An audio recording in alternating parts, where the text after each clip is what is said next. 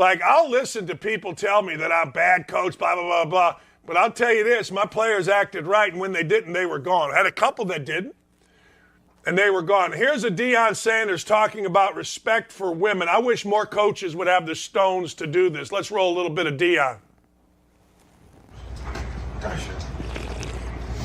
One thing that I don't condone, Jennifer, come on. One thing that I don't condone is disrespect to a woman and calling the woman out of her name. So when you pass by these beautiful young women, I don't know if they grace you to call them by their name or their title. You find out. To not be mistaken, I would say, ma'am, until they check you and say, I'm not that open, okay? But be courteous, be gracious, and be polite.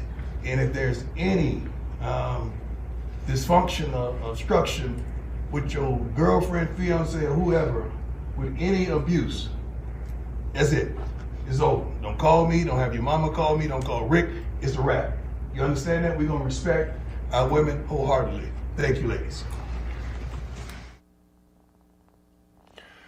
That's exactly what I would tell my players.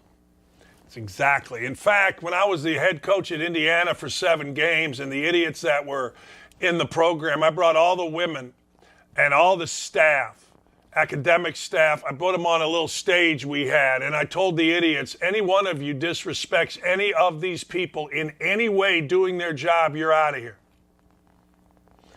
That's what you're supposed to do as a coach. You're not supposed to make excuses.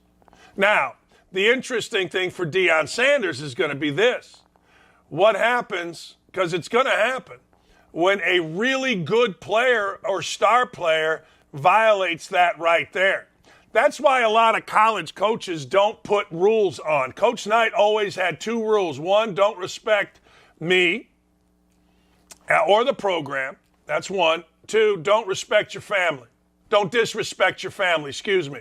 So what happened was he left that open, right? He left that open and ambiguous. So what if that was disrespectful, I can punish you.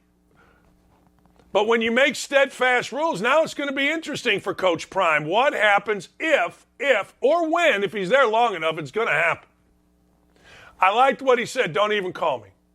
We had a player at Indiana, got involved in a hassle. I'll never forget, got an all-night flight back. First thing, phone call, so-and-so, I'm not going to say his name because he's turned out to be a great dude. But he got in a hassle with a girlfriend. He was in jail. Called Coach Knight. He said, he's gone, he's done, goodbye. He goes, well, he didn't say that. He said, give me the facts. Let me talk to the cop. Let me find out what happened. Done. Now, people are going to say innocent till proven guilty, maybe. But you have the standard is the standard, right? The standard is the standard. And so many of these programs go, well, you know. I mean, how about compare what Deion Sanders did right there with what Nick Saban did? With the wide receiver who smacked the young lady for no reason at all. Compare those two. Nick Saban played the guy who hit a woman the next game. Why? Because Nick Saban doesn't care about hitting a woman. It's just like Steve Kerr doesn't care about violence in the workplace. They don't care. Here's the deal. It's easy to say stuff. Easiest thing in the world. And everybody knows how to do it. Everybody. But the truth of the matter is, what happens when you're really put to the test? Saban showed himself to be a phony, a fraud. Kerr showed himself to be a phony or fraud. See, unfortunately, guys like me that showed themselves to be real and kicked guys off are now doing shows out of their basement. But this is better. At least I always look in the mirror and never lose a moment's sleep. Compare that with frickin' Nick Saban. Michael Porter Jr. Michael Porter Jr. came out of college, and he's been pretty good in the NBA with the Denver Nuggets. His brother, Coben Porter, was arrested over the weekend. Suspicion of vehicular homicide. He's a member of the University of Denver basketball team. Now, I got to tell you, I don't make fun of this ever. I think this is horrific. I think these are awful things. I don't like this even a little bit. You know, I had a friend. I got a story for everything. I had a friend that this happened to. And I went to the trial. And I It was one of the saddest things because obviously my friend did not try to injure anybody, but he did. Now, in Coben's case, he was suspected of DUI. He smelled of alcohol when he ran a red light, and he crashed into another vehicle. He was driving 50, ran a red light downtown, crashed into a driver, Katerina Rothman, and she was killed. Now, you're going to have to live with this your entire life. Bloodshot, watery eyes, slurred, mumbled speech, strong odor of alcohol. He also had a Bud Light paper wristband on his left wrist. You know what those are. That means you're at some Bud Light thing or that's entrance to a party. A lot of bad stuff going on. You know, at some point, as we get to the University of Georgia, some point people are going to ask a question, what's football player doing with a recruiting young lady at 2:30 in the morning? That's going to be asked.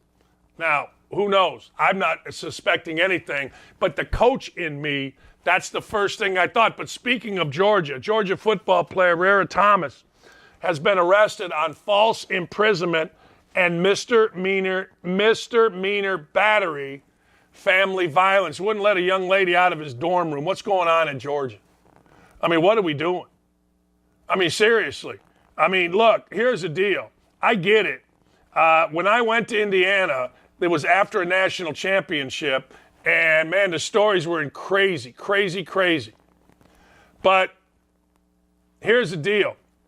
I'm going to go back to that wreck. Apparently, the New York Post is reporting Devin Wilcox, some of his Georgia teammates, were exiting a strip club 15 minutes before. Look, maybe he called for a ride home. I don't know. But this is just tragic, all this stuff that's happening. Deaths. And now it's tragic for a young lady that wasn't allowed out of a dorm room at the University of Georgia. Now, what are we doing here?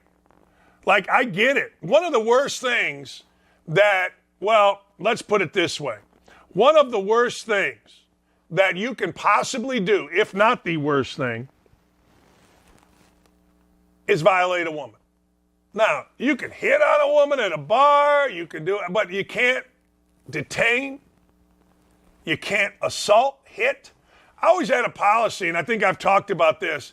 This is a no-brainer policy. If you do anything to a woman as a Bowling Green basketball player, you're going to be kicked off the team.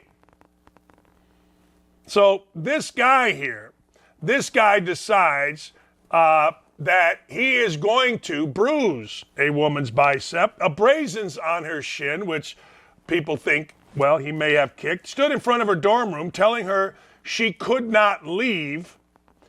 The felony charge of false imprisonment can carry a sentence up to a decade in prison. It's very serious. Now, we're thinking we let him be innocent, but when you have bruised a woman, kicked a woman, allegedly, and then not let her out of a room, pretty serious.